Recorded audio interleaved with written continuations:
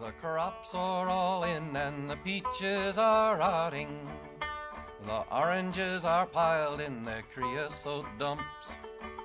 You're flying them back to the Mexico border to pay all their money to wade back again. Goodbye to my one, goodbye Rosalita, adios mi amigos, Jesus and Maria. You won't have a name when you ride the big airplane, and all they will call you will be deportee. Welcome everyone, can you hear me okay? Perfect. My name is Robin Reinecke. I am faculty in the Southwest Center in the School of Anthropology. I'm also chair of the Southwest Center's lecture series committee, which also includes Jeff Bannister, Carlos Quintero, who's hosting the Zoom and the cameras and doing all of the things, Jennifer Jenkins, am I missing any? And Gary Nabhan. And thanks so much for being here.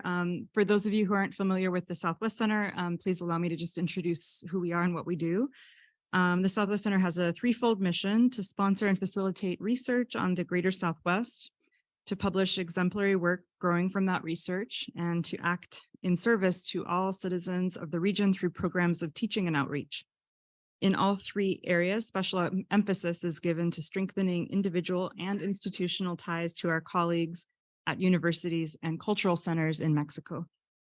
Our insights at the Southwest Center are drawn from social and intellectual history, anthropology, geography, folklore, literature, photography, architecture, politics, ecology, ethnobotany, and the natural sciences alike. And this lecture series has been really fun. I want to just thank Gary Nabhan for the idea of a lecture series focused on the soundscapes of the Southwest. And so thanks for those of you who've been to more than one of these events. If you haven't, you can find the recorded Zooms on the Southwest Center page. So you can enjoy those. And some of them, I will say, will be excellent teaching resources. Welcome to those of you on Zoom. We will have a Q&A following the presentation tonight. So save your questions and we'll come around and make sure to engage with you.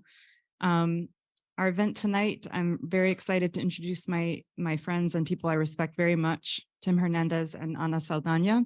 The title of the event, Searching for the Plane Wreck at Los Gatos, a documentary performance. And before I introduce Tim and Ana, I also want to mention that Mary is here from UA Press. And there's, I believe, 3 of Tim's books available for purchase back there, card or cash, okay? Card only. And Tim's generously offered to sign books after the event, if that's of interest. So Tim Hernandez is an award-winning author of poetry, fiction, and nonfiction. His work's been featured in the LA Times, New York Times, C-SPAN's Book TV, and NPR's All Things Considered. His most recent book, this is a little bit out of date. The most recent book is Some of the Light, thank you. And I'm most familiar with his book from 2017, All They Will Call You. And that's the first in the installment of the Plane Crash series, which has received critical acclaim. I've been rereading the book through audio, and it's Tim reading it, and it's beautifully done. So I would suggest enjoying it that way as well. Tim is currently a professor at the University of Texas El Paso bilingual MFA program in creative writing, and he divides his time between California and El Paso, where he lives with his 2 children. Ana Saldana is a Los Angeles native. She's a singer and songwriter, producer, sound mixer, and activist. Ana aims to keep her culture and roots alive through song and believes music is our soul's revolution. Her career spans 15 years, during which time she's traveled all over the world, capturing audio for film, documentaries, and television with major networks and streaming platforms, from working with presidents and prime ministers to capturing babies being born in the wild. Moral Revolution, which is the first song featured in this performance, is one of her original songs. And you can find more of her music on Spotify and iTunes, so please follow her. Thank you so much for being here. I'll pass it along to you.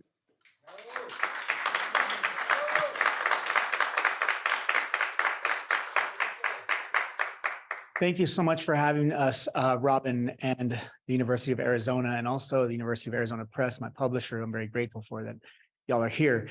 And also grateful for all of you who are, I guess here is the camera, all of you who are on Zoom and checking this out as well. Thank you. Actually, we're going to begin the presentation with an offering from Anna. So if you will.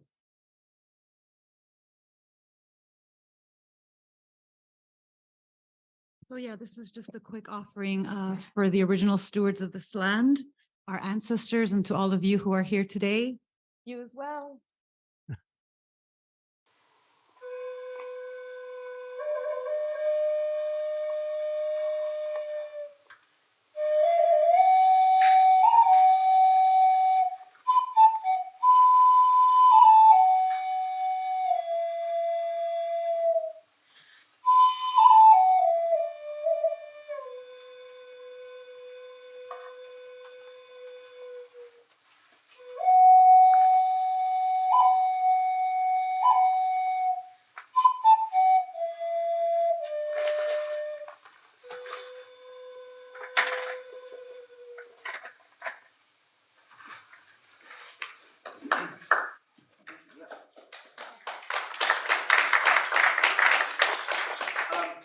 Want to recognize, don't want to forget, I want to recognize Robin. Thank you so much again for having us. And also the Poetry Center, Tyler. Thank you as well for supporting this event. Yeah, documentary performance. It sounds so, I don't know. It's like, it sounds too like, you know, I'm going to have to like dazzle you in some way, but that's not what's going to happen. I assure you. So, but what you could call this is actually, what's going to happen is I'm going to just share a handful of stories with you, which the presentation could actually be called things I've learned from a plane crash or things a plane crash has taught me. So let me see if this thing works here. I have some slides I want to share with you. Okay, things I learned from a plane crash. One of the most common questions I get, and absolutely, I just got it almost without fail. Every time I go do a presentation, someone during a conversation asks me the question, how'd you get started with all this? How did this all start? You know, what made you want to go searching for people? And so I always give different answers. And in the last, I've been searching for folks for the last, since 2008. And so, you know, do the math, the last 15 years, I've been searching for people. And, you know, I always give a different answer every single time. And I suddenly realized that's because there are a lot of beginnings, you know. So I'm going to share with you right now one beginning. It actually begins with this photograph here. That's my grandfather there with the red shirt, my grandmother and my parents hoeing sugar beets in Wyoming. This is my mother here bending over, picking something up. They're in the fields in Wyoming. And that's me, the little boy on the back, my dad's back. That's probably one of the first beginnings. It's this. I was working for the California Council for the Humanities in 2001, 2002. And my job was to travel around the central San Joaquin Valley, the Central California region, collecting stories, actually just asking people for their stories. And my boss, and it was kind of a really, I think, ambitious project. It was the California Stories Project.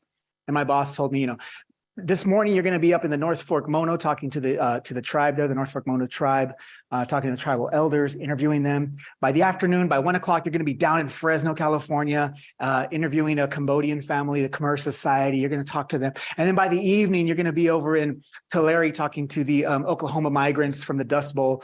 And, you know, so that was my job. Pretty much every day I was interviewing different parts of the community. I didn't realize then what I was going to learn was going to change my life forever. And that is that in having that sort of exposure to different communities, so you know, in such a tight space of time, I learned that we were all saying pretty much the same thing. You know, we all had the same concerns, regardless of where you were from, what traditions you had, what culture you were from. We all seemed to have much more in common than we did differences. And that's what I learned. And during that time, my grandfather, Felix Hernandez there, was, you know, he's, like I said, a migrant farm worker his whole life. He was actually the mayordomo who was in charge of picking up the campesinos, the farm workers in the morning, take them to the field, the evening, pick them back up, take them home. And, you know, he was kind of the supervisor is what he was. And one day, my grandfather, it dawned on me, like, my grandfather is the last living relative I have from that generation. He was the last grandparent I had, Felix. And so I said, here I am going around this California, interviewing everybody, asking them for their stories. I never asked my grandfather for his story. So I went to my grandpa's house and I began to interview him in his little town of Dinuba, where I was born. And I would talk to my grandfather, and I began with just one question. I said, Grandpa, tell me your story. And he looked at me for the first time like, what? Like no one had ever asked him that. And I thought, I wonder how he's going to respond to this. And suddenly he said, okay, let's go outside and sit down. I have some stories for you. And he began to share with me his life. And we started to do that kind of almost as a ritual. Every so often, once a month, I'd go and visit my grandfather and ask him that. And then I got the bright idea of this needs to be documented. I need to record this stuff. So and then I thought, well, I asked my dad, who that's his dad. I asked my dad, I said, how do you think Grandpa will respond if I have a camera and all these? He's a migrant farm worker, a hardened guy. He doesn't care about cameras, And so my dad said, I don't know how my dad will respond in front of a camera. He might get shy or whatever. And I said, yeah, I don't know. So I'm not going to take any chances. So I took my camera, went to my grandpa's house, and we had this little sort of ritual where I would knock on his door. He knew why I was there now, and he'd say, go wait for me by the grapefruit tree outside. That's where he always sat down, by his grapefruit tree. He'd just sit there and watch people stroll by his house after work, and he'd take his boots off and he'd just watch people stroll by and eat grapefruits. So I started interviewing my grandfather there at this little grapefruit table. This little table there is a giant grapefruit tree. Those grapefruits that are like the size of basketballs, but you peel off the skin and it's like that thick, and then you get to the fruit and it's like that. It's like a golf ball. Those are the kind of grapefruits he had in his house. And so I set my camera before I knocked on the door. I set my camera up in the grapefruit tree. I thought, perfect. I angled the grapefruit tree. That means I angled the camera right at the spot where he was going to be sitting down, and then I hit it with leaves and a giant grapefruit, and perfect. So I go over there, knock on the door. Grandpa, I'm here to talk. Yeah, go to the grapefruit tree. Wait for me. Okay, Grandpa, I'll go to the grapefruit tree. I went up to the grapefruit tree, sat down, waited for my grandfather. He comes out, and he had this bowl of gray. My grandfather had like his chanclas on. He had already taken his boots off, and he was walking out, relaxed after a day of work. And he had this bowl of gray meat that was like jiggling, And he set it down on the table, and it just had salt and pepper on it. That was it. And I didn't recognize it. I just knew that it was some kind of a meat, and it was in a bowl. And I said, Grandpa, what is that? And he says, mollejas. As a matter of fact, mollejas. And I said, mollejas, gizzards, right? And I said, oh, okay, that's cool, Grandpa. Yeah. Go ahead, have some. That's when I first learned that this is a give and take, like you have to be involved when you're asking of people, you have to be, down for it. So I said, all right, Grandpa. So took the gizzard, started to chew, and we sat down, and I chewed for like 15 minutes on the piece of meat. And my grandfather starts to share the stories, right? Asking the stories, and he's got a rhythm by now. This is like, my grandfather's a pro at this point. He's flowing, telling me his stories. And, when I was a kid in South Texas, and, by now it was just flowing nicely. And then this gentleman rides his bicycle past my grandfather's house, an older man also on his little bike, crickety bike, rides past. And the man says to my grandfather, hey, Don Felix, ¿cómo estás? Hey, I need to talk to you. My grandfather goes, oh, that's Nacho. Hey, Nacho. Yeah, okay, I'll be over there right now. Give me a second. And he goes, hey, mijo, I'm going to go talk to Nacho real quick, okay? Just give me a few minutes. I go, okay, Grandpa, yeah, go ahead, go talk to Nacho. So he gets up from the table and he goes, but just do me a favor. I go, what, Grandpa? He goes, turn off the cameras. Turn off the camera. Which camera? What are you talking about? There's no camera. What are you talking about? And so shortly after, I want to say a couple of years after we had started this process, my grandfather got into an accident in his van, his farm worker van, and spilled all these farm workers out onto the road. And many of them had broken bones. My grandfather had broke 2 different parts of his back. Fortunately, nobody was killed in that accident. But it scared me, it scared me a lot. And because I said he was the last one of our family. And so we went to visit him. And growing up in San Joaquin Valley, even here, we have descansos, right? Roadside altars. But in the San Joaquin Valley, they're ubiquitous. They're everywhere, all over the back roads of the agricultural, hub. They're everywhere. And so I just sort of had this image of that could have been my grandfather, all these roadside altars with crosses that had people's names on them. And as growing up as a kid, it was always so mysterious to me to see these crosses with names on them, Jesus Mesa Santos, Bernabé Garcia Lopez, Maria Rodriguez Santana. I never knew who they were, and I wondered about them often. So my grandfather survived, but to me, that accident was the beginning of the end for him. And sure enough, a few months after the accident, maybe 6 months afterwards, he just stayed in the hospital, and things started to sort of just unravel his health. And within a year, he had passed away. And I watched him and I was there. And the last thing he said in the hospital was, "Do you have your camera?" And I said, "Yeah." And we had this conversation, and 4 days later, he was gone. And I went home that afternoon. This was in 2006 now. I went home and I wrote a poem. 2006 is years before I came upon the plane wreck at Los Gatos. Years. To be exact, four years in 2010. So I went home and I wrote this poem. I didn't actually, hold on a second. I didn't think of it as a poem. It was just more a rant, expressing what I was feeling about my grandfather. And I had questions for the San Joaquin Valley. And so this is what came out. San Joaquin Valley, why are your back roads stricken with altars and your plastic carnations entombed among deflated balloons? What keeps the tattered photographs from disintegrating with the dew?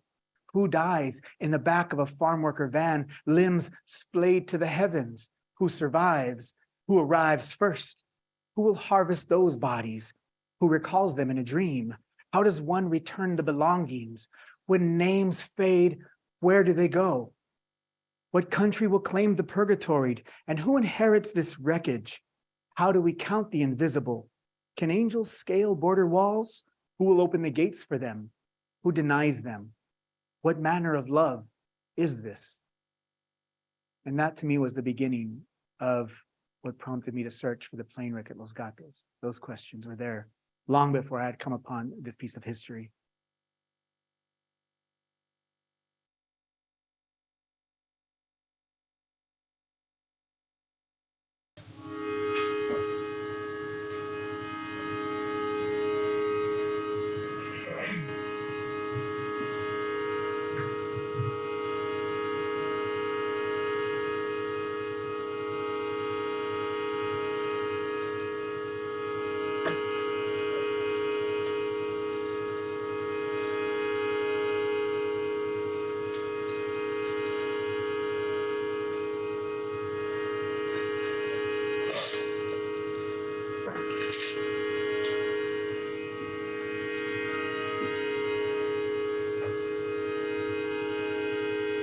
On January 28, 1948, the United States government loaded up 28 Mexican farm workers into a Douglas DC-3 airplane in Oakland, California, along with 4 American crew members. Pilot Frank Atkinson from Long Beach, actually originally from Rochester, his wife, Bobby Lillian Atkinson, was the stewardess, co-pilot Marion Ewing, and an immigration officer by the name of Frank Chaffin from Berkeley, California. And they were all loaded up there in Oakland, and they were set to fly to the San Diego border in El Centro, where they were going to be deported. They were bracero workers here on a work visa, on a contract. Their contract had expired, and that's why they were being sent home. But an hour into the flight, after leaving Oakland, actually, let me show you. There's a wonderful image of, this was very common at the time, flying them back through airplane. An hour into the flight, the plane experienced, trouble in the left engine. Now, for you and I, obviously trouble in any engine up in the sky is, very scary. For pilot Frank Atkinson, actually, he had flown, he had been trained to fly this specific airplane in World War II. It was the workhorse of World War II. They called it the Goonie Bird. In fact, a lot of scholars have said that that World War II wouldn't have been possible without the Goonie Bird, because it was such a workhorse, this specific airplane. And Frank Atkinson knew that airplane very well. In fact, he had crash landed the same type of airplane 2 times before in his career. One of the times was in the Himalayas. The plane one of the wings caught fire, the engines caught fire, and he crash landed it in the Himalayas and walked out of that accident alive. So if there was any pilot you would have wanted in this situation, it would have been pilot Frank Atkinson. Well, an hour into the flight, the wing starts to smoke, and pilot Atkinson starts to go down the checklist, which he's used to doing. I know this because I've consulted with 2 pilots of the Douglas DC-3 airplane, and they explained what he would have done, what the checklist looked like, and all the things he would have done to initiate being able to remedy the situation. And he said that those airplanes are built to fly with 1 engine alone.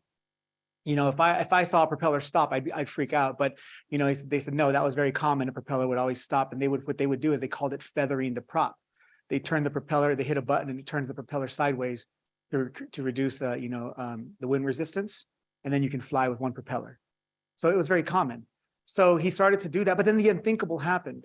You know, the wing suddenly got torched off and it tore a hole into the side of the airplane, and the airplane began to spiral down into Fresno County in the San Joaquin Valley, where I'm from, and it crashed nose first. And they said that because of the way that the plane hit, which was nose first, that all of the bodies were pushed through a sieve of gears and metal, and everyone was unrecognizable. Okay. What happened next is actually what brings us here. The media, the Associated Press, the United Press International, began to write the stories about this incident. They called it the worst airplane disaster in California's history at that time, okay? The 4 American crew members were profiled in the newspapers, were mentioned by name. In fact, they went as far as talking about how Bobby Lillian Atkinson was a bowling champion in Rochester, New York. So they mentioned them and profiled them, but they referred to the Mexican workers, the 28, only as deportees. As you can see here, that's from the New York Times, 1948, Mexican deportees. And that was it. To add insult to injury, the American crew members were all sent back home. As far away as Rochester, New York, the Atkinsons were sent by train all the way back to Rochester, which, if you do the math, it's much further than Guanajuato, Mexico. And the bodies of the Mexican passengers were pushed into a mass unmarked grave there in Fresno County, never to be heard from again or named. They called that also the largest mass grave in California's history. There was a lot of first-time things happening in this one incident. And that's it. Never heard the names again. Well, those news reports got all the way to the East Coast, and a good friend of ours, Woody Guthrie, who wrote "This Land Is Your Land," everyone knows that song, "This Land Is." People don't realize sometimes that everyone goes, "Well, oh, he wrote 'This Land Is Your Land.'" Okay, I know that guy, but we don't hear the whole, all the lyrics that he wrote for that song, "This Land Is Your Land." There's a lot of, we always get the sort of elementary school version of that, but Woody actually, that song actually would ring in my ears every time I go do the research at this canyon, because I'd have to cross this barbed wire fence to get in and access the crash site. And there was always a no trespassing sign there. And Woody Guthrie's lyrics actually say, in "This Land Is Your Land," he says, "I saw a sign there, said no trespassing, but on the other side, it didn't say nothing. That side was made for you and me." And I would think of those lyrics often every time I'd cross into the canyon. And so he heard about this, and he was big on names, He was really big. He was a believer in the power of names. And so he had an album called Sacco and Vanzetti. The whole thing is about Sacco and Vanzetti, and he just recites the names. "Oh, Sacco, Sacco, I just want to sing your name." He says that for the entire 3 minutes of the song. So he knew the power of names. And so he sat down after hearing this incident through the radio. He sat down and wrote a poem. He didn't write it as a song. He wrote a poem. And in his poem, he attempts to restore the dignity of the passengers by assigning them fake names. And he says in his poem, "Goodbye to my Juan, goodbye Rosalita, adios mis amigos, Jesus y Maria. You won't have a name when you ride this big airplane. All they will call you will be deportee." That's right. Right? And his poem sat in a shoebox, like all of our poems do, for about 9 years before they see the light of day. Tyler knows something about that as well. And so his poem just sat there, literally in a shoebox, tucked away. That poem that he wrote didn't see the light of day. 1948, 49, 50. Finally comes all the way where a young college student, now this is an Arizona tie, a young college student by the name of Martin Hoffman. He actually was born and raised in Prescott, Arizona. But he would happen to be attending college in Fort Collins, Colorado A&M at that time. Somehow he gets Woody's words, and he decides he's going to turn them into a song. Okay. Now, I've contacted the family, and they actually have the first recording that Martin Hoffman did in 1957, sitting as a 20-year-old inside of his tiny apartment in Fort Collins, Colorado. And his friend Dick Barker turns on these reel-to-reel tapes, and you can hear him there with his guitar. And he actually says this. He says, "This song, Dick, the plane wreck at Los Gatos, it was written by Woody Guthrie, and I had the words to it. Thought I'd put a tune to it. So here's what happened when I put the two together." And then he sings the first lines of the song. For the first time, now the song is born. Power of music, right? The power of poetry, the power of art. Somehow, he ends up getting that song into the hands of Pete Seeger.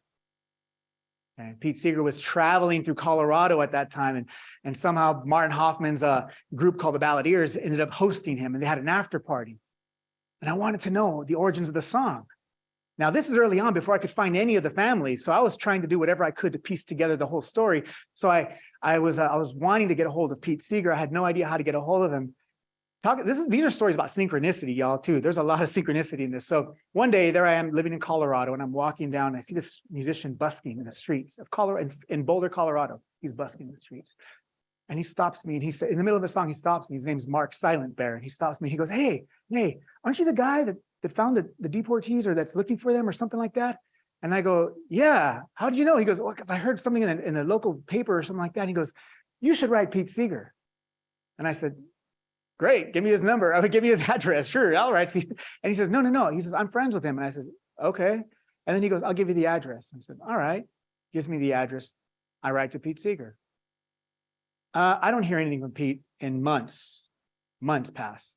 So I'm going about this research. One day, I get invited to the Brooklyn Book Festival to read from my book, Mañana Means Heaven, which is on sale here today. I'll sign it for you. And so I'm at the Brooklyn Book Festival, and I'm walking down. I'm never in New York.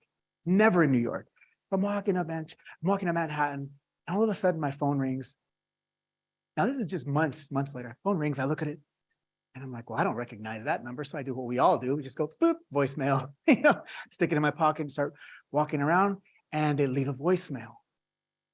So I go, I listen to that. So I listen to it. And the voicemail says, hi, this is Pete Seeger. I'm looking for Tim Hernandez. I got your lovely letter in the mail. And if you're ever in New York, I'd like to speak with you. Give me a call. My number is, and he gives me his number. Pete Seeger just gave me his number.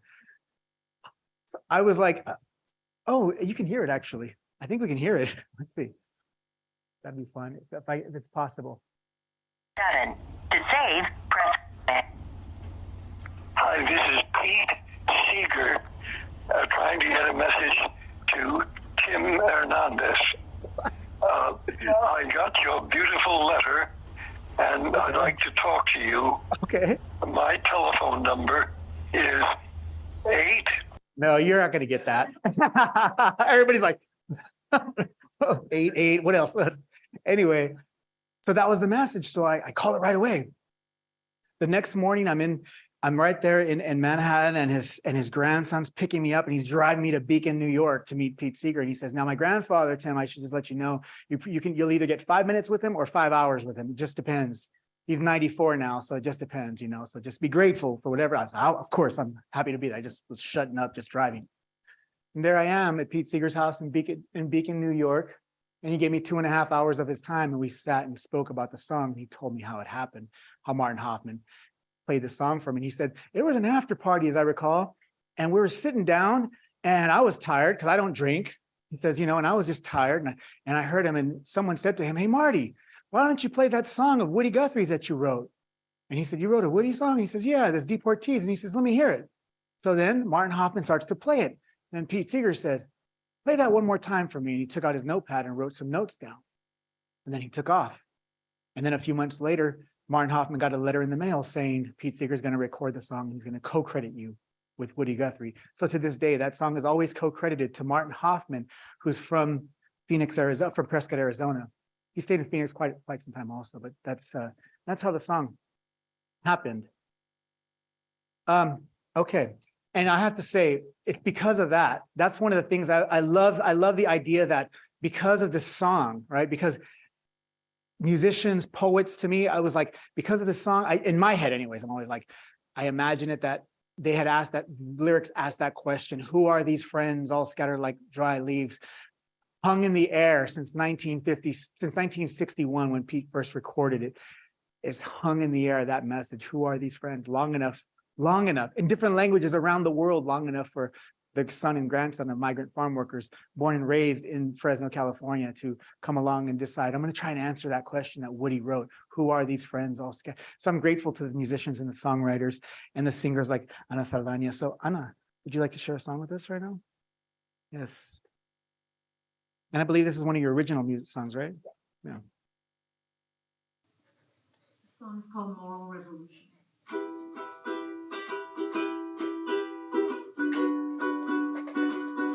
Where does this road lead?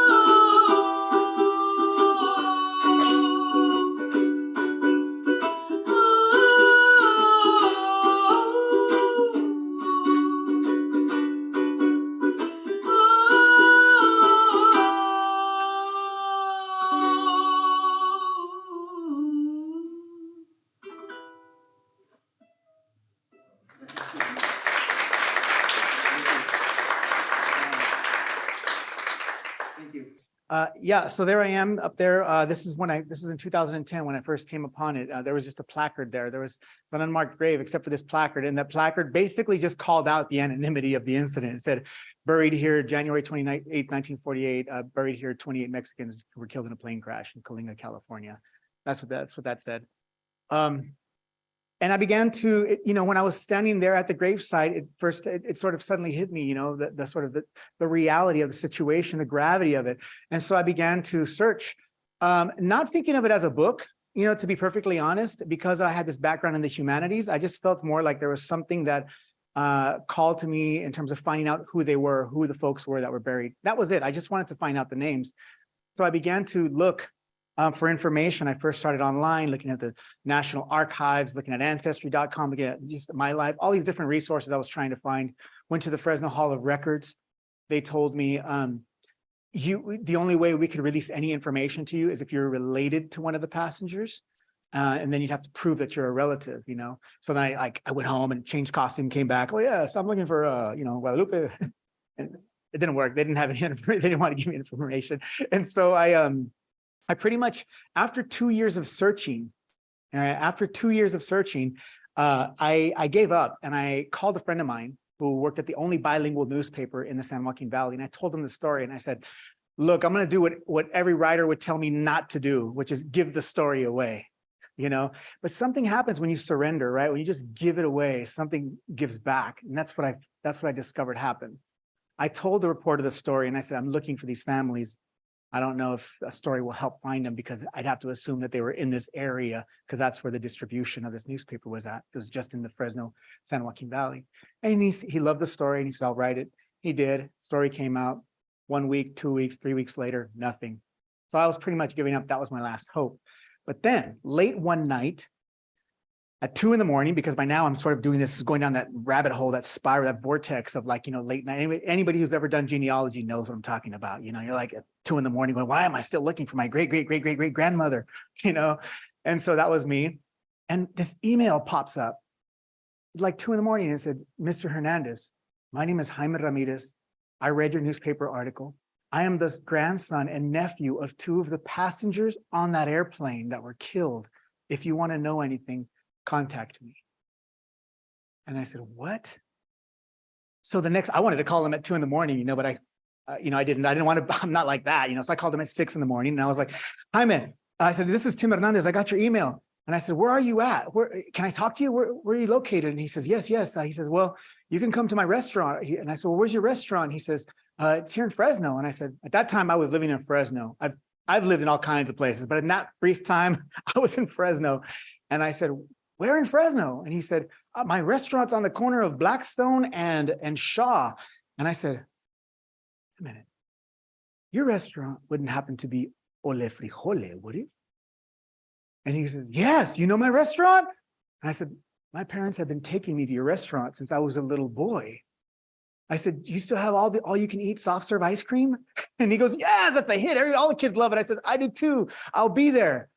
So I walk through his door, and the moment I walk through, I'm actually thinking, rewind, I don't walk through yet. So what happens is I'm actually thinking, okay, Tim, don't get too excited.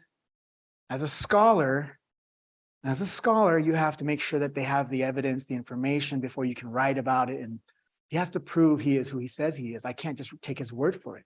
I wouldn't feel comfortable writing about it, right? So I was like, I'm going to ask him this question, this, and I have my whole notes. I'm going to ask him all kinds of questions. I walk into the door now, and the first thing he does is he hugs me.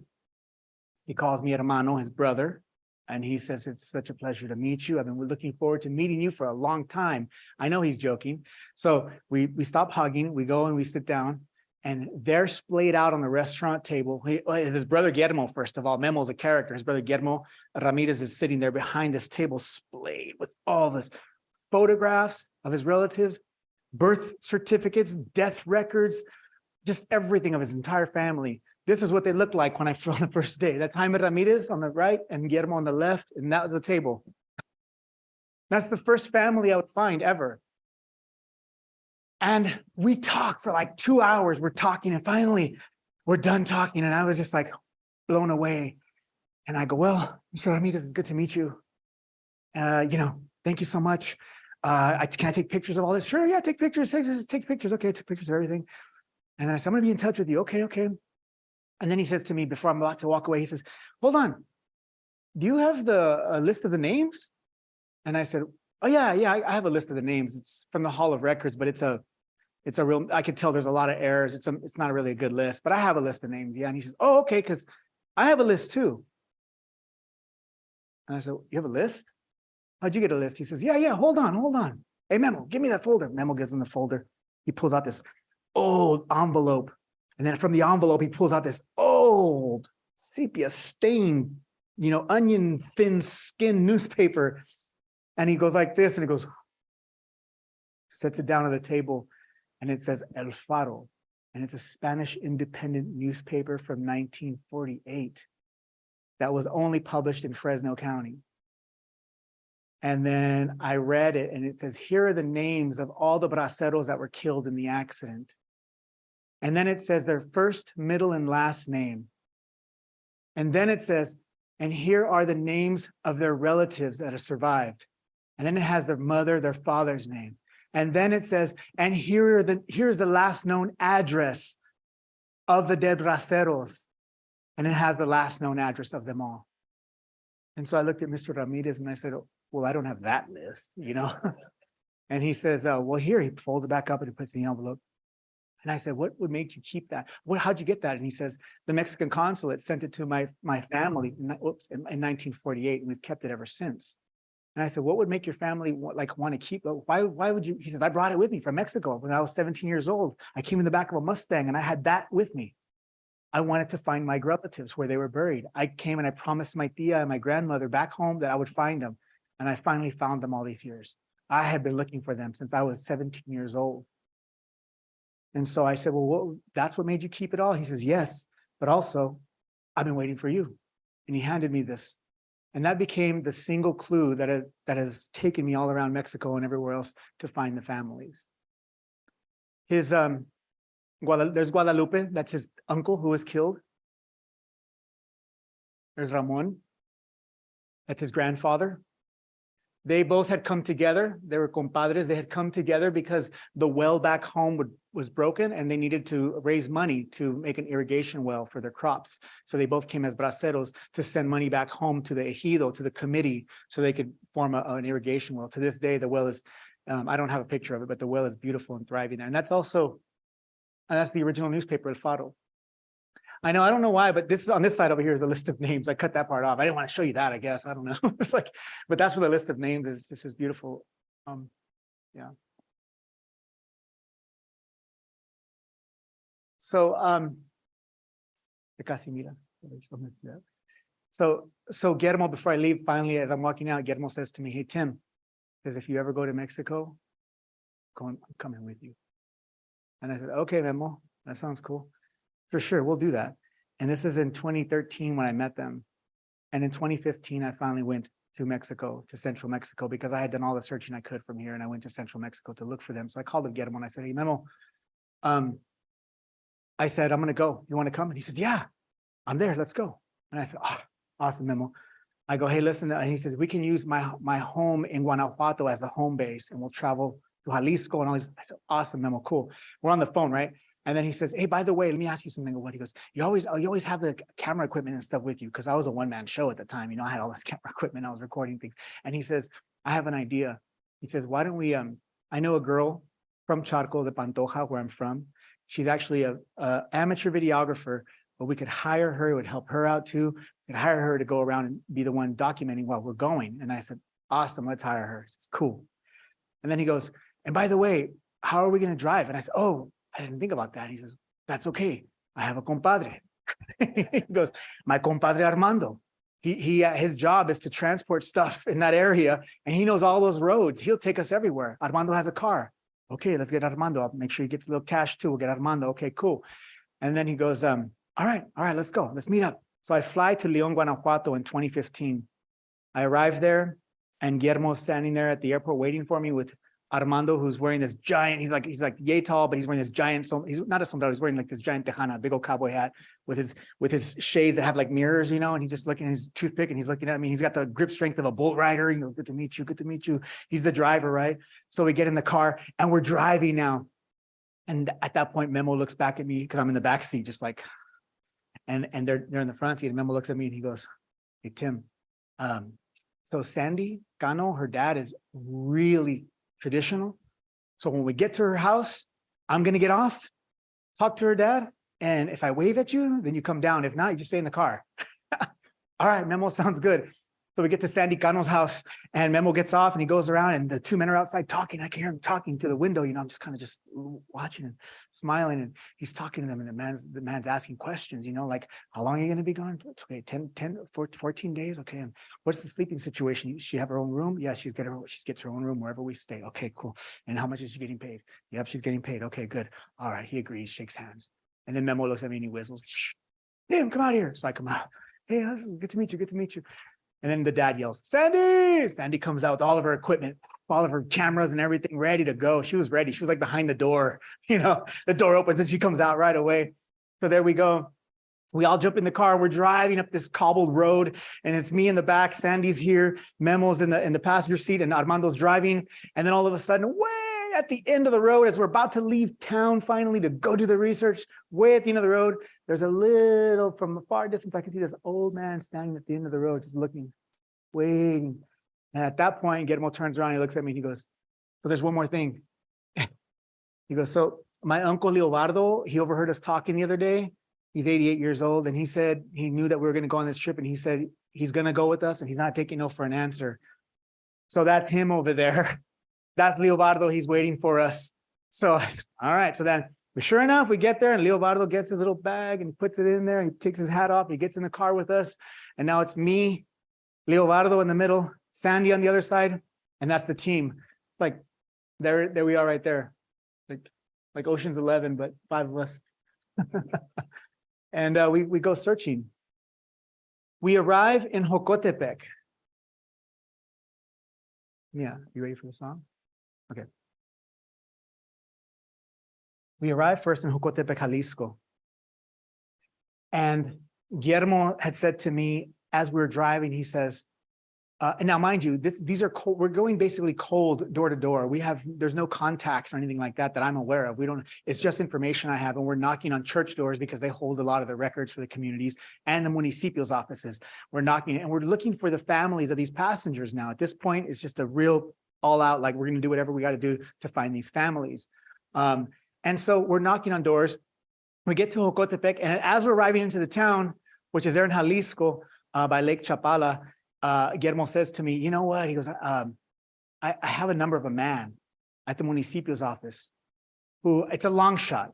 It's a long shot. He goes, "But my daughter, her boyfriend in Visalia, California, her boyfriend, his family's from Jocotepec." And he said that his cousin has the same last name as the guy that we're looking for from here. It's a long shot, but I got the number and the name of the guy. His name's Pablo. And he said, when we get to the municipio, we just got to go ask for Pablo. Let's try it. All right, Memo, I didn't know that. Look at you, man. He's like researching. I was like, yeah, okay, Memo, let's do it. So we go to the municipio's office. We walk right in. We're proud. We're going to ask for Pablo. We go up to the municipio's window and we go, "Hey, we're looking for Pablo Miranda." And the lady looks at us. She goes, "¿Quién? Who?" "We're looking for Pablo Miranda." She says, "Hold on." She gets on the phone. "Sí, buscando a Pablo. No, sí, no. Oh, okay, bueno. He no longer works for us." Memo said, "I just called him like a week, like we just heard about it like a week ago. He was supposed to be here, you know. He told us this to be here, like he knew we were coming." And she says, "Yeah, but he doesn't work here anymore." And so we tell her the story. Tell her the story. Memo, tell her the story. It's a powerful story. Tell her the story. He tells her the story. She just says, "Sorry, I can't help you." So there we are. We go back outside kicking cans, you know. What do we do now? So I told Memo, because only Leobardo, he's literally sitting down now feeding the pigeons in the placita. He just doesn't know what, he's just sitting down feeding the pigeons. And Sandy's like, you know, polishing her lenses, you know, looking around. So I told the team, I said, "Look, just stay put for a second. I'm going to walk around a little bit, you know." What happens in these instances is I like to consider it like my abuelita's spirit, my abuelita guide. You just open up your abuelita guide and walk around and just see what happens. You just kind of explore and follow your intuition. And I walked and I turned a corner and I turned another corner and I saw a beacon of light and it said biblioteca, and I said, oh, the librarians, they're the culture bearers, they're the hub of our communities. Librarians know everything and everyone. So I walked in, told the librarian the story, and she said, what's the last name? And I said, Miranda Cuevas. And she said, hold on a second, let me make a phone call. Sí, está buscando, sí, no, okay, bueno. She hangs up. She says, okay, here's what you're going to do. By then, Memo's like, there you are. We've been looking for you. We thought you were gone. We didn't know what happened. Where were you? Okay, you've been here. Okay. So come on. This lady knows. She says, you're going to go down this street, that street, this street, that street. You're going to get to a giant metal door and you're going to knock on the door. It just looks like nothing's there, but it's a big metal door, but just knock on it. And then you ask for Irene Miranda Cuevas. I say, okay, what's behind the door? She says, oh, it's an elementary school. Okay. So we get to the door. Boom, we find it. We bang on the door. It's a giant metal door, just like she said. Boom, boom, boom. Little tiny slit over there. Can I help you? Yeah, we're looking for Irene Miranda Cuevas. She's works. Oh, yeah. Hold on. They close the thing. They come back 5 minutes later. Or the door opens up, the latch, all these latches. They open up the door. We walk in. It's a little tiny elementary school, children running everywhere. We go and we sit down in the principal's office on the small children's chairs. We're all sitting down there, all of us. And Irene starts to tell us this story of her tío Luis Miranda Cuevas, who was the passenger that was killed. She says he was in Watsonville picking strawberries in Watsonville, California, but his family is from right here. They were very poor. They all slept on mats on the floor. They didn't have beds.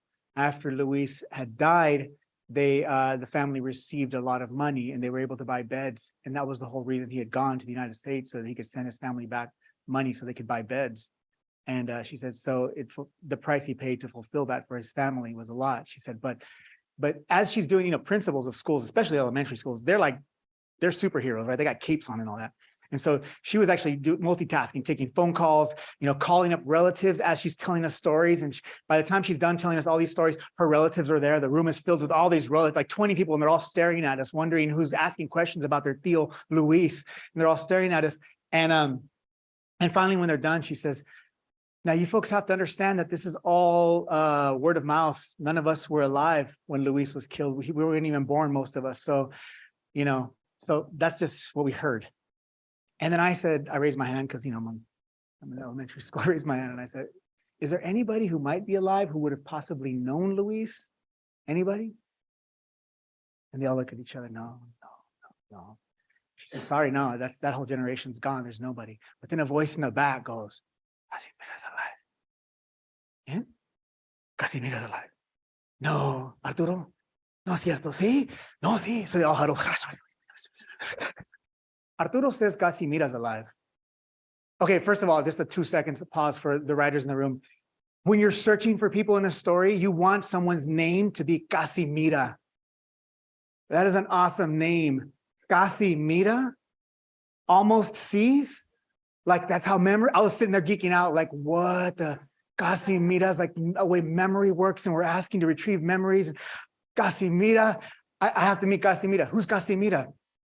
Arturo says, well, why don't you, I'll take you. You can talk to her and ask her. And I said, and they go, Arturo, are you sure?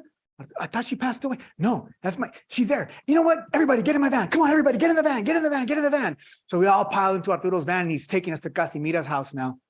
And we're going up to Casimira's house. We arrive at this tiny house. Bougainvillea's crawling all over the house and all that. And he runs in real quick. He says, let me see, because she doesn't usually expect guests. So he runs back out of the house and he says, come on. She's here, everybody, come in. So we go into the house and we're sitting down there and waiting for her in the little living room. And she comes out in a wheelchair. And he says, Tia, do you know who these folks are? They're from the United States, Tia. Do you know what they want? They want to talk to you. Do you know why they want to talk to you, Tia? Arturo, ¿qué? She's like, all right, enough already, Arturo. What do you want? She's in a wheelchair. He says, Tia, these gentlemen want to ask you about a good friend of yours you once had. A very good friend, Tia. A very good friend. Arturo, who? He says, Luis, and he doesn't even finish the name. And she says, the one that died in the plane crash? And we sit down and he says, tell us the story, Tia, tell him. And she begins to tell us the story of her and Luis. She is Luis's fiance. She was 19 and he was 20 years old when he came to the United States. And they were set to be married. And she says, he was the most adventurous man I'd ever met, a young man. She said, he would do anything I asked of him. She says, and what I mean is, this is the most funniest thing. She says, I used to ask him, dress up like a woman, just to see me. And he would do it. Because if my father caught us, he would kill us. So the only way we could hang out and see each other is Luis would dress up like a woman. He'd put on the wig and the dress, and he'd come to my house and he'd sit down with us and we would talk. And that's how we got to spend time. He would knit with me and crochet and we would talk. And he would do that just to see me, just to spend time with me. That's how Luis was. She said, and I'll never forget, he called me from the detention center. And he said, Casimira, they're sending us back. But I don't care, he said, because I'm coming back to marry you. And I'm bringing you a mariachi. And she said, okay, Luis, okay.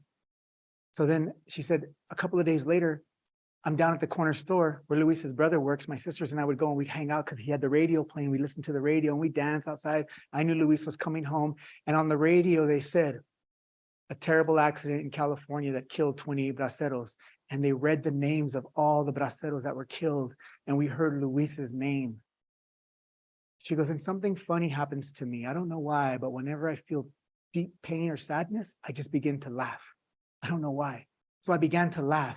I laughed hysterically and I sat down and my sisters had to come and they were scared. They said, what's going on with you? Are you okay? Are you okay? And I just couldn't stop laughing. I just laughed and laughed. And that's how I found out that he died. And I said, Casimira, if Luis had come home and he had a mariachi, what song would you have wanted to hear? And she said,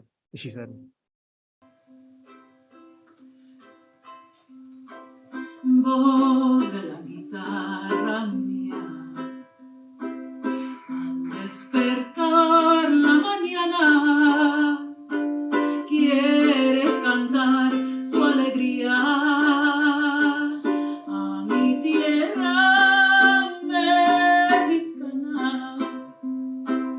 Yo le canto a sus volcanes, a sus praderas y flores que son como talismanes del amor de mis amores. México linda y querido, si muero lejos de ti, que digan que estoy dormida y que me traigan aquí, que digan que estoy dormida y que me traigan aquí. México linda y querida, si muero lejos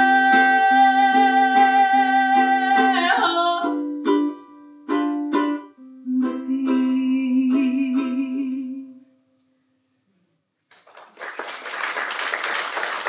Casimira.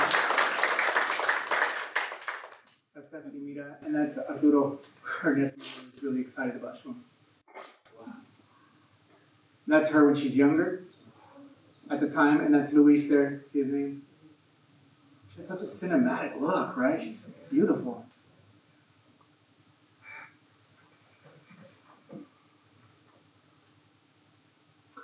So, thank you, Ana, for that wonderful song, México Lindo y Querido. Thank you, yeah. Thank you so much.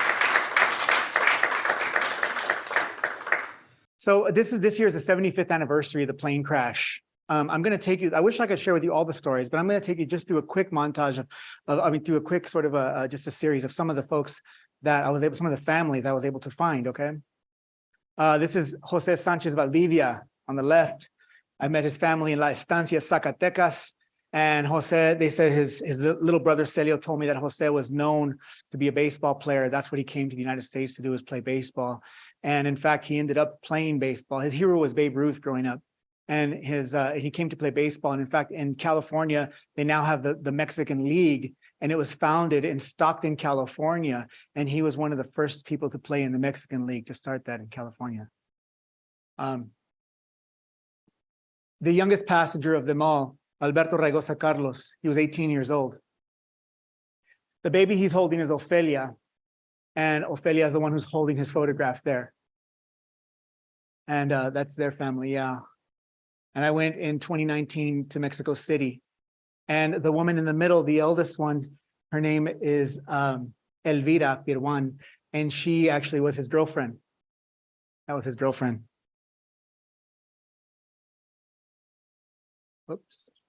And Francisco Llamas Duran, Francisco's family is in Phoenix, actually. They're in Phoenix. And yeah, it's a wonderful, he has a wonderful story as well. The family and I are still working together to get more of that, but that's more recent. Rosalio Padilla Estrada, this family came, found me actually just this past February. Yeah, so just recently. Rosalio Padilla Estrada. Apolonio Plasencia Ramirez is not pictured here, but this is his family. His family contacted me, and they're still looking for a photo of Apolonio. But they said this is his entire family, all of his siblings, his mother and all that. He's the only one missing. Maria Rodriguez Santana, she's the only Mexican female passenger on the airplane. She was the only one. And they said that when her body was found on the floor, she had blue baby clothes beside her, but no baby was ever found. I know who that baby is today because it was her nephew. He was the oldest. He was the firstborn child to the family, and he was living in Tijuana. So she was bringing blue baby clothes back to him in Tijuana at the time, because that's what she had done. She'd always sent him clothes back home. She was like really, she loved him very much and couldn't wait to get back to him, according to her family. And so I met him, and now his name is Mike Rodriguez. And in fact, his family is all in LA, and his son is an ethnic studies teacher in Los Angeles. He teaches high school students ethnic studies and tells the story of his aunt quite a bit there. And to this day, every time I do events in LA and his family shows up, Mike Rodriguez always wears blue in honor of his aunt. It's beautiful, yeah. Okay, I'm about to close up here, and then we'll open it up for some Q&A. But not without first this wonderful thing that happened in 2018. I was contacted by the California State Senate, and they wanted to formally recognize the crash, the incident.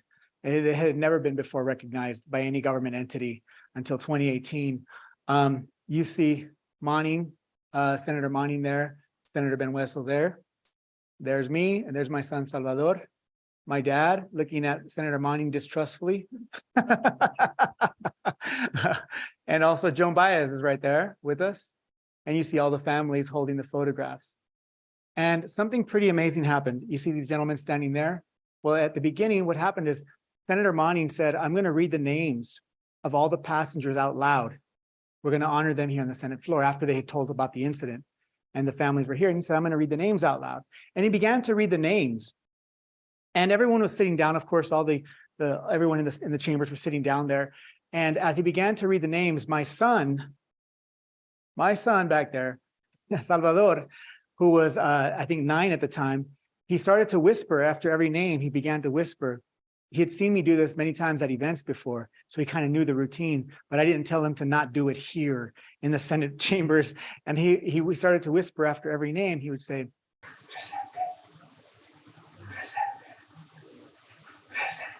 right, in Latin America, there's this call and response, presente, which means it's an invocation that their spirits are here with us today. And Salvador started to whisper that back there. And at some point, Senator Ben Wessel turns to him, and I thought Senator Wessel was going to tell him like, shh. But Senator Wessel turns to him and says, louder. So Salvador starts to say, presente. And then all of a sudden it builds, presente, presente. And everyone starts to say it in the Senate chambers after every name. And then pretty soon, all the senators began to stand up as we were saying it. And afterwards, yeah, it was beautiful. We said it to all the names, and afterwards, Joan Baez came up to me and she said, "Was that your son that started saying presente?" I said, "Yeah," and she goes, "I want to take a picture with him." Anyway, Oh, there he is. Yeah. See, look at, I told you my dad's looking at him distrustfully. Look at, I don't like how you're looking at my grandson. This was in 2018. So these are all the names. The names that are in blue are the names that I have found so far. The names in the white are the families I'm still looking for. If you have any of these last names and your family's from some part of central Mexico that you know of, contact me because I could probably help you find out if they are related. I say that because this is living history and I've done this before. I've asked this of audiences, and twice before somebody from the audience was related, and that's how I found two of the passengers. So I ask this every time I go across the Southwest. I would like to, with your help, read the names out loud. Yeah? Let's do that.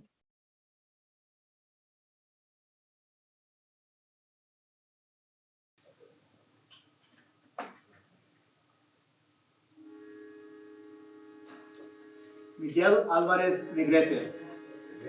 Presente. Tomás Aviña de Gracia. Presente. Francisco Durán Llamas. Presente. Feel free to say the names also. Santiago Elizondo García. Presente. Rosalío Estrada Padilla. Presente. Tomás Márquez Padilla. Presente. Bernabé García López. Presente. Salvador Hernández Sandoval. Presente. Cedro Melina Lara. Presente. Elías Macías Trujillo. Presente. José Macías Rodríguez. Presente. Luis Melina López. Presente. Manuel Merino Calderón. Presente. Luis Miranda Cuevas. Presente. Martín Navarro Razo. Presente. Ramón Paredes González. Presente. Guadalupe Ramírez Lara. Presente. Baldomero Torres Marcos. Presente. Ignacio Navarro Pérez. Presente. Román Ochoa. Presente. Apolonio Plasencia Ramírez. Presente. Alberto Raigosa Carlos. Presente. Guadalupe Rodríguez. Presente. María Rodríguez Santana. Presente. Juan Ruiz Valenzuela. Presente. Wenceslao Flores. Presente. José Sánchez Valdivia. Presente.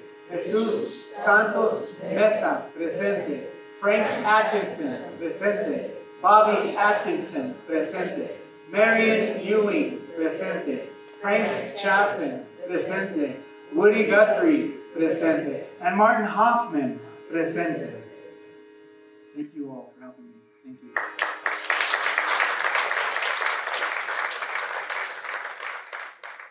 In 2013, we installed a memorial headstone with donations from around the world that has all the names and the story and 32 leaves around it for the song, Who Are These Friends, All Scattered Like Dry Leaves.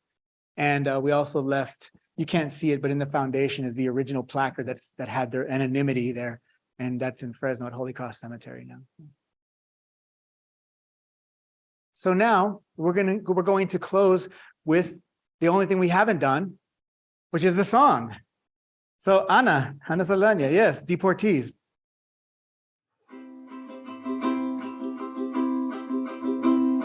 The crops are all in and the peaches are rotting. The oranges are packed in their creosote dumps. They're flying back to the Mexican border to take all their money to wait about.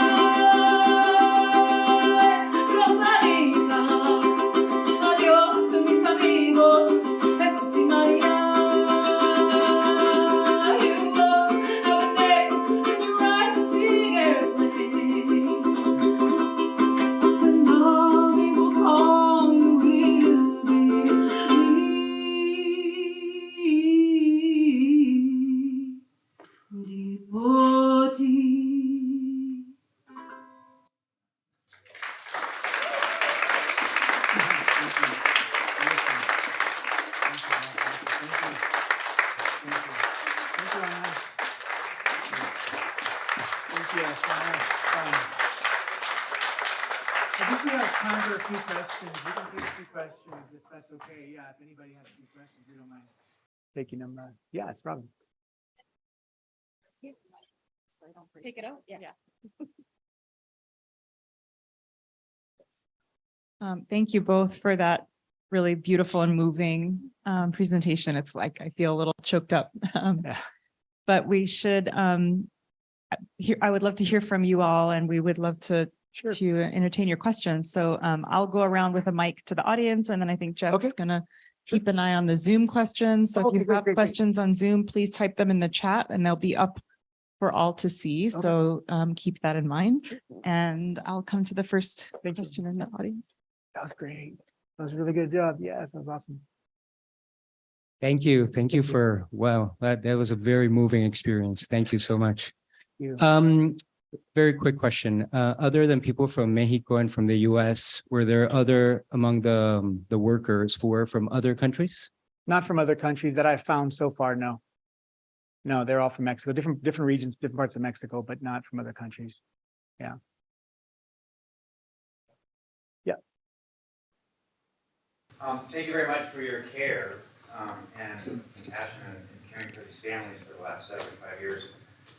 This way out of order, but I'm curious who had the better version of the song, Pete or Martin? When you said you heard the first version, did it sound the same? It sounded almost identical. Pete pretty much kept it very, very the same as Martin Hoffman had it. The only thing that Pete actually noted himself to me is he said, you know, a lot of musicians are quick to rush the lyrics. He said, not for me. I like to hold off that last line before you say deportee, just to sustain the drama. You have the original version? I do, but I can't play it publicly. Yeah, but I do have it. No, I can't. I promised the family I wouldn't, but yeah, thank you. Yeah. I'm trying to convince the family right now to archive it at the Woody Guthrie Museum, you know, because they've been asking to try and get that archived. So, you know, we're talking with them, yeah, with a lot of their father's music, but particularly that recording is pretty powerful and a lot of scholars are interested in hearing it. Yeah, definitely. Yeah. Thank you for your question. Yep. My personal favorite, though, is sung by Ana Saldaña. That's, oh, yeah, you did say that. That's right. The top three. Yeah. That's right. Yeah. Yeah.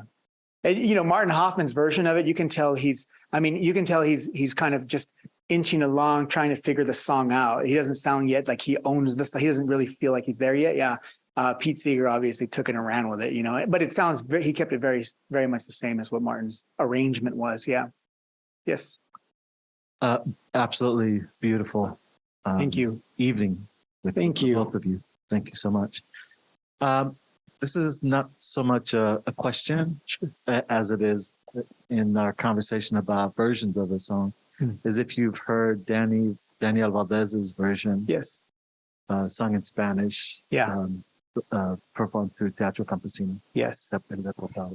Yeah. Grupo Alma. Agustin Lara also was with Daniel Valdez at the time, and his group called Grupo Alma also did recordings of it too in Spanish too. Yeah, yeah. But a lot of Mexicanos in Mexico haven't heard that song in Spanish. You know, haven't heard that song at all. In fact, yeah, it's kind of not made its way that way. Yeah, yeah. Absolutely. Yeah, I agree. Thank you. Have you heard the version by Lance Canales and the Flood? So Lance Canales he and I were actually from the same small town in Central California. And he was with me for the first time I ever presented this in 2012.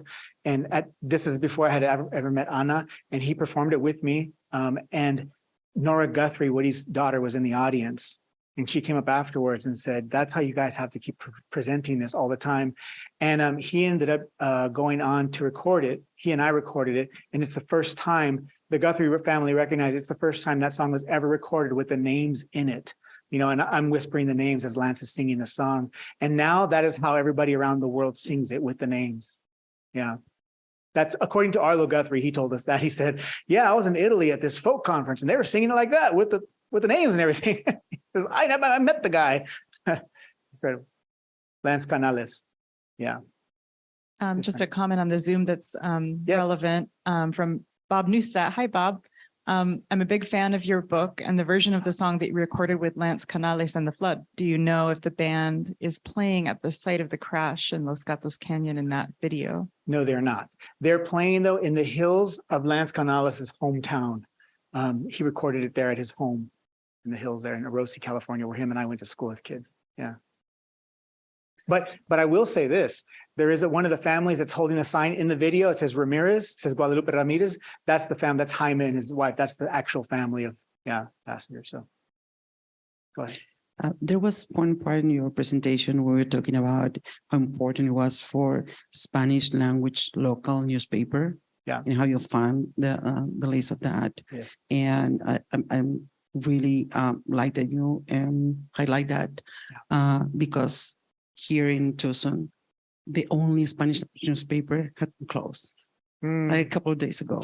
And wow. Then, the only Spanish language and local journalism is suffering, extremely suffering nowadays. So since those days, local and bilingual media was so important. So it was a way that you learn about this important information, right? So ethnic media, bilingual media, Spanish language media, they have a role in that. So I would like to ask how you found this newspaper, if you and also that you went to the journalists also to publish the story. So I would like you to elaborate a little more about that. Yeah, I mean, journalism and the journalists had a big role in this whole story for sure. You know, the way that they referred to them back then. I've even had questions at one point because some folks in different audiences, now I've been talking about this since 2013, so going to audiences, and some of the responses I would get would people would say, well, you have to kind of, that's one of the sort of, that's just one of the sort of unfortunate things we have to do is group people with a label like deportees or Mexicans or immigrants or whatever we wanted to refer to them as. And I said, well, my argument would be then why couldn't we make space for just naming them in an article, like just as simple as that? And so at that time, so I heard a lot of these excuses, but then I actually ended up doing research and found out that there was actually a very similar plane crash in Bryce Canyon, Utah, 3 months before the plane crash at Los Gatos. Same one, it's a Douglas DC-6 airplane, okay? It's the same kind of airplane, except carries more passengers. It crashed in Bryce Canyon, Utah in October, 3 months before the plane crash at Los Gatos, killed everybody aboard, 50-something passengers.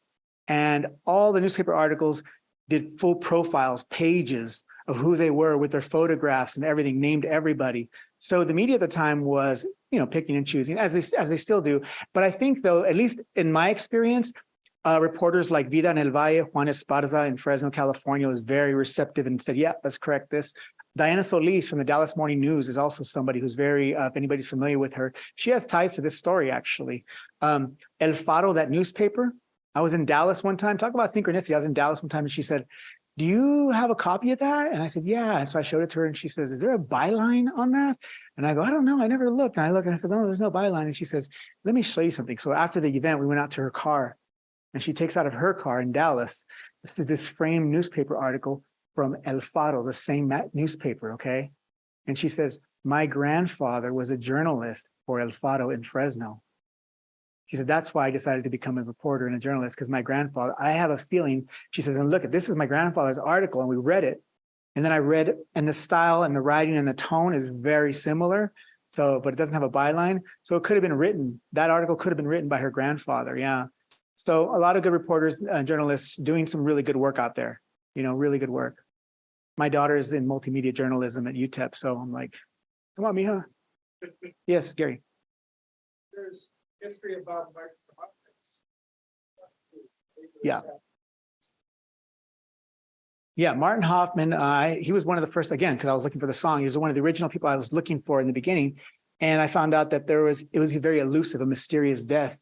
Someone said that he had, these were different chat rooms in the folk music community. And these chats were going back to like 2001, 2002.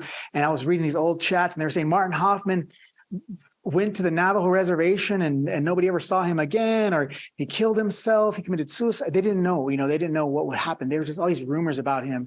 And I ended up finding his girlfriend at the time and his best friend. And they were still, Sue Edelstein wasn't living, she's living in Colorado. His best friend still lives in the reservation, John Boomer.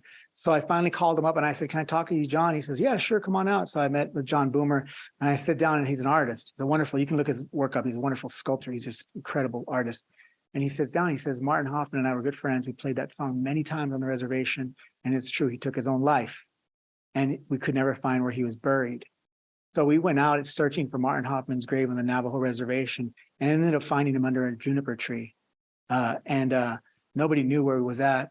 And then John Boomer says to me, I said, so John, how did you end up here on the Navajo reservation? He's a white man, you know. I said, how did you end up here? And he said, I'm originally from Fresno County. And I said, what? And he said, yeah, I went off to college. And that's when they said, ask not what you can do for your country, what you can do for that whole thing. And he said, so I went out teacher's corps, part of teacher's corps. And I ended up here on the Navajo reservation in the late 60s. And I ended up staying here for the rest of my life. Yeah, from Fresno. Yeah. Thank you very much. Here's something kind of crazy. So John Boomer from Fresno, he went to high school with B. Franco's daughter. They knew each other in high school. So mañana means heaven and all they will call you have a connection. It's incredible.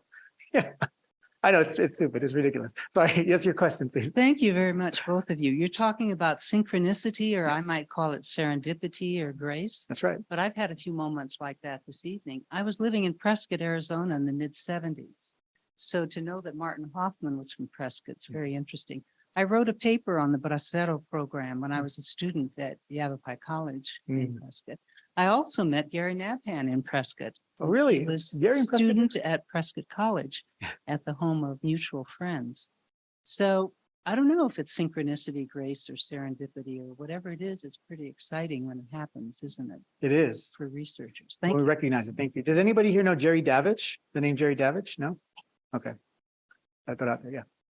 Maybe a couple more questions and I'm happy to sign books afterwards too. So You may have said this, but the poem was found in a shoebox written by Guthrie, right? He had written. Yeah. So was he contacted for permission to write the song? And then how did that happen? How did that come about?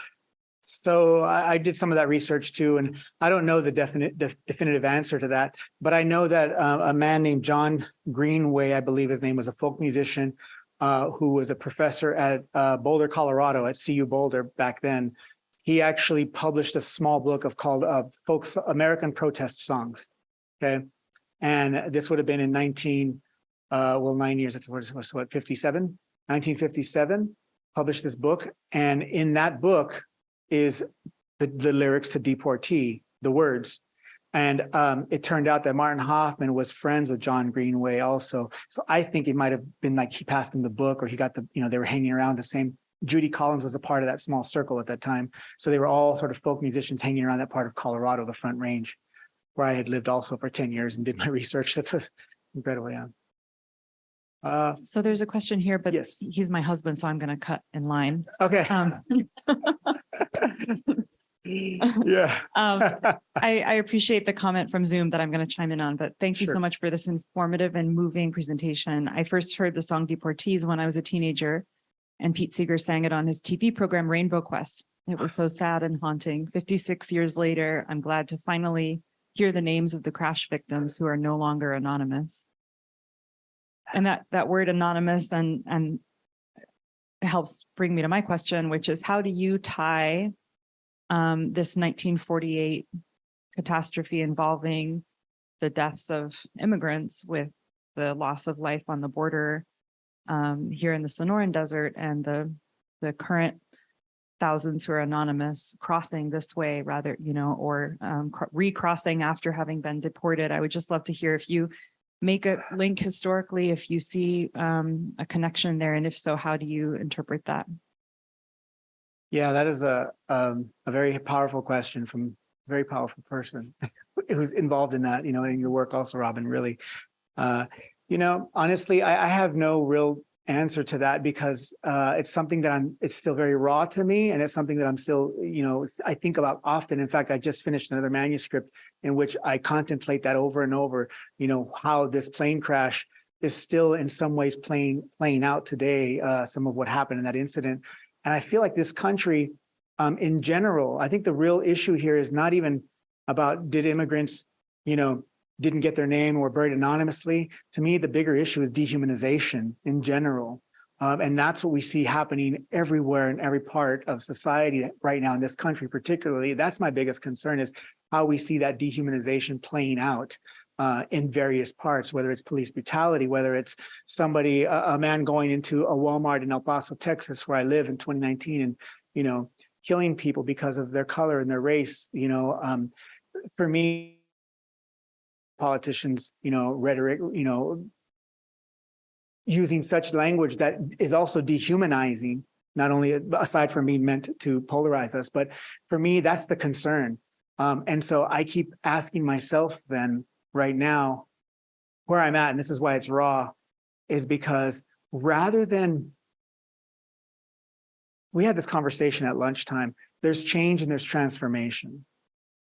And change, that's the problem with change. When we ask for things to change, they can always change back, or they change again. When we ask for transformation, that is a complete overhaul of the system of, the body. And for me, I think to myself, then, if there is going to be transformation, and I think instead of pointing fingers, I have to ask myself, I have to start by asking myself, where and when do I dehumanize others? In what way am I, complicit in this thing that I'm so quick to point at other people? I say that also because we had protested Tornillo and the children in detention centers until Tornillo shut down. I was there 40 minutes away from where they were there in the detention center. And that bothered me even then. Children, who we would see in buses constantly passes by, and my children are there watching them going, why are they there, Dad? Why are they there? How do I explain dehumanization to my children? How do I explain that? And I feel like that's what we see playing out, obviously, why we don't care, or even worse than not caring, why we are so quick to annihilate even, or to, pardon it, or not pardon it, but to, just kind of passively watch it happen. I'm at a place where I am personally asking myself those questions constantly. And it came about, to be honest, I'll just finish by saying this. It came about because of Tornillo. It really affected me as a single parent, as a single father. I'm a full-time single father of 2 children. And there we were 40 miles away from Tornillo, where these children were detained. And I found myself writing poetry. And I was writing poetry, and I thought, I'm sitting here writing poetry with my children. And 40 minutes away, there are 2,000 children incarcerated. So I literally in that moment put the pen down and I said, let's get in the car. And we got in the car and we drove out to Tornillo, and there were people protesting, a couple of people. And we sat there and we began to witness also and hold up signs and kind of make ourselves visible there. And we did that every weekend pretty much until they finally shut Tornillo down in January of 2019. And that's what made me start to think about what am I doing? What am I not doing? Yeah. That's the best way I can respond to that. Thank you. But we see it playing out, obviously, and that work in that situation, but it's everywhere. It's everywhere. Yeah, absolutely. Thank you. Yeah. We should probably wrap it up pretty soon so that folks can get books and sign ups, and it's going to be late.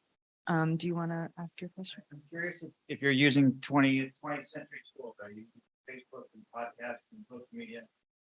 Track down these families in Mexico, where you're collecting information essentially? You know what? I was not using Facebook to look for the families, but the families have found me through Facebook.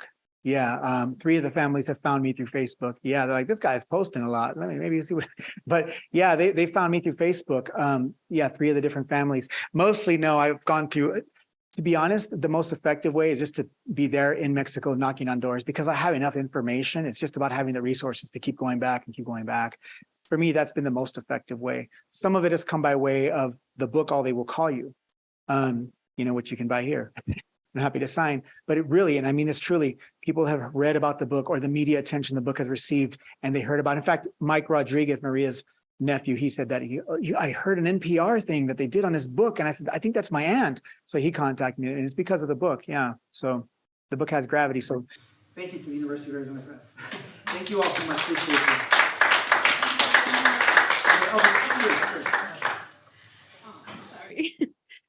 Thank you, Tim and Anna. This was truly so wonderful. And there's a small group of us here who are part of a Latinx Sound Studies research working group.